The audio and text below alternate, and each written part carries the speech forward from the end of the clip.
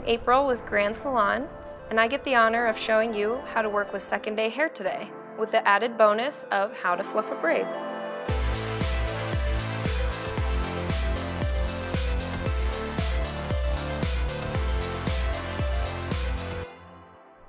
Here's my hair, waking up second day dirty.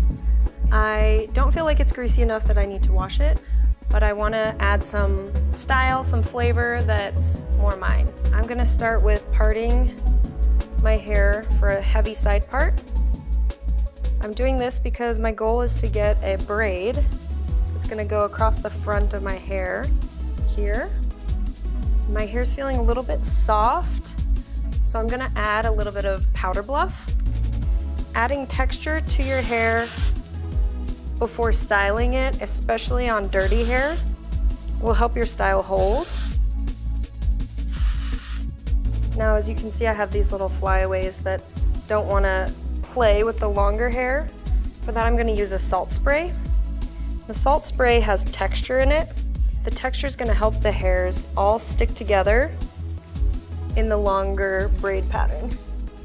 I kind of whisked the spray from the roots down across the longer bits. Now I'm just going to do a regular French braid, and my sectioning is going to be right around the front here. And French braids are just 3-stranded braids where you add pieces as you go. I try to keep my sectioning really clean, using my fingernail to part my hair.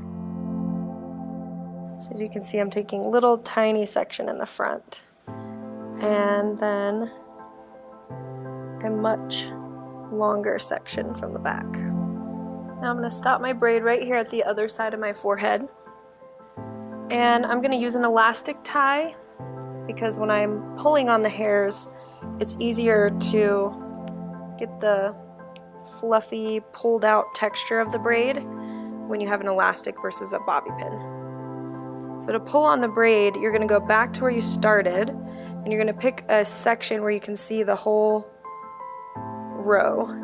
And I'm just going to pull out and to the side. And now that loop is bigger and it's getting bigger. I'm going to go over to this side and do the same thing. Kind of helps when I'm holding on to that elastic to help pull the hair out. And then I'm just going to do this. It's kind of a turning, twisting motion on each one of these loops. And the bigger and messier, the better. And I start at the beginning of my braid for this because you're really pulling the hair up and out of this ponytail. As you can see, it's getting shorter. Now I'm gonna pin this braid down to my head. Open it up a little bit. I'm gonna scoop some of my hair from underneath and then slightly grab that braid and run the bobby pin along my scalp and just let it kind of sit. I think I'm just gonna do a couple little waves across the top and the back to make sure it doesn't have any ponytail marks. Adding some more texture spray. I've got my 1-inch iron all heated up and ready to go. Now I'm just gonna point the iron downward, wrap my hair away from my face, very loosely.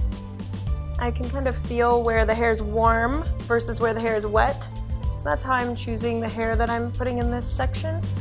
And for these sections, I'm just feeling for the amount of hair that's not longer than this clamp on the iron, and the amount of hair that's not thicker than the iron across.